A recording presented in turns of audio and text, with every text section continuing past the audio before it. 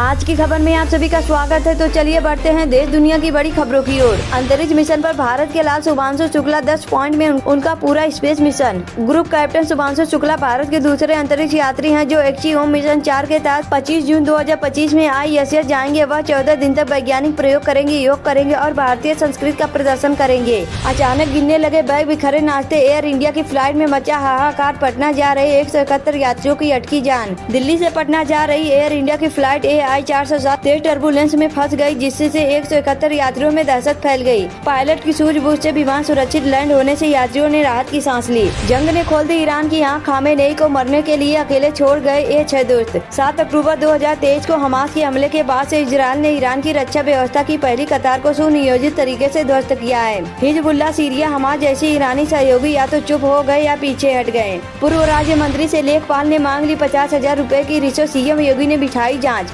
UP के अलीगढ़ में पूर्व राज्य मंत्री से लेखपाल ने 50,000 रूपए की रिश्वत मांग ली। पूर्व मंत्री ओम प्रकाश नायक ने मुख्यमंत्री योगी से लखनऊ जाकर शिकायत की। सीएम योगी ने मामले में जांच बिठा दी है। पीएम मोदी के लिए स्पेशल डिनर कार्यक्रम से भन्नाए। चीनी राष्ट्रपति ब्राजील में ब्रिक्स शिखर सम्मेलन में नहीं होंगे शामिल। ऋषभ पंत की पनौती पड़ी। टीम इंडिया को भारी कैच ड्रॉप करने से नहीं बल्कि इस वजह से हारा भारत। भारत के टॉप ऑर्डर ने रनों का अंबार लगाया। खास तौर पर ऋषभ पंत ने दोनों पारियों में शतक ठोका, लेकिन क्या उनकी डबल सेंचुरी ने भारत को नुकसान पहुंचा दिया। इंडसइंड बैंक में अब नई गड़बड़ी। माइक्रो फाइनेंस लोन में 7,000 करोड़ की गड़बड़ी होने का शक। पाकिस्तान को तगड़ा झटका। भारत के विंग कमांडर अभिनंदन को पकड़ने का दावा करने वाला पाक अधिकारी मारा गया। 2019 में अभिनंदन वर्धमान को पकड़ने का दावा करने वाले पाकिस्तानी मेजर मोइज अब्बास शाह की TTP के साथ मुठभेड़ में मौत हो गई। यह घटना दक्षिण वजीरिस्तान के सरगोदा क्षेत्र में हुई। अहमदाबाद हादसे में एक शव की पहचान नहीं, बाकी सभी शवों के DNA हुए मैच। आखिर कौन है ये? अहमदाबाद प्लेन क्रैश साइट पर अभी भी रेस्क्यू जारी है। अब तक 260 लोगों की पुष्टि हो चुकी है। एक पीड़ित को छोड़कर अन्य सभी शवों की पहचान हो चुकी है। भारत से दुश्मनी कर तुर्की ने खुद ही खोदी अपनी कब्र। 1 महीने में ही पता चल गई औकात। ऑपरेशन सिंदूर के दौरान भारत के खिलाफ तुर्की के बयान और पाकिस्तान के पक्ष में उसके रवैये ने भारतीयों को आहत किया।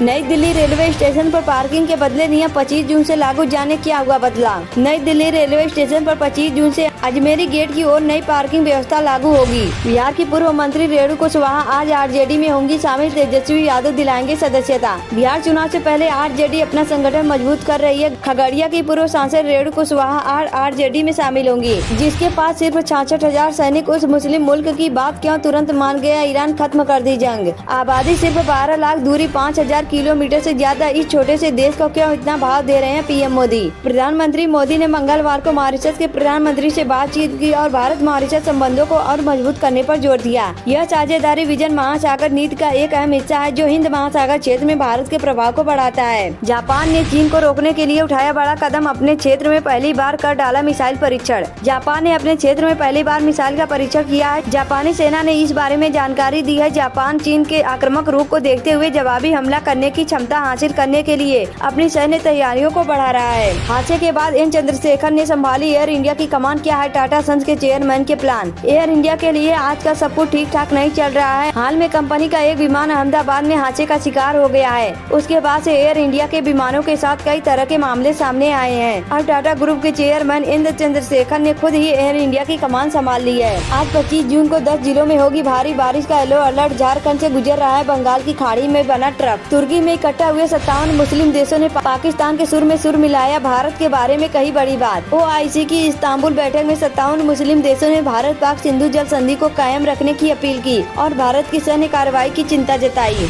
पाकिस्तानी आवाम का कहना है कि आसिम मुनीर अपने फायदे के चक्कर में ट्रंप की चाल में फंस गए हैं। ट्रंप को शांति का दूत बताने लगे। शहबाज शरीफ की हुकूमत से ट्रंप का नाम नोबेल शांति पुरस्कार के लिए फॉरवर्ड करवाया और 24 घंटों के भीतर ट्रंप ने असली रंग दिखा दिया। इजरायल ईरान में सीज फायर के बाद आगे क्या होगा? ट्रंप की मिडिल ईस्ट नीति पर सस्पेंस। युद्ध विराम ने ईरान के साथ परमाणु वार्ता को फिर से शुरू करने की संभावनाएं खोल दी है। विटकॉफ ने कहा है कि अमेरिका और ईरान के बीच प्रत्यक्ष और मध्यस्थों के माध्यम से प्रारंभिक बातचीत शुरू हो चुकी है। अमेरिका के सबसे सफल सैन्य अभियान को नीचा दिखाने की कोशिश। ईरान स्ट्राइक को लेकर खुफिया दावे पर बढ़कर ट्रंप बताया फेक न्यूज। अमेरिकी खुफिया विभाग एक आकलन में ईरान के परमाणु ठिकानों पर अमेरिका के हवाई हमलों के असर को कम करके दिखा गया है। CNN में प्रकाशित एक खबर में ये दावा किया गया है कि इस रिपोर्ट ने राष्ट्रपति को नाराज कर दिया है।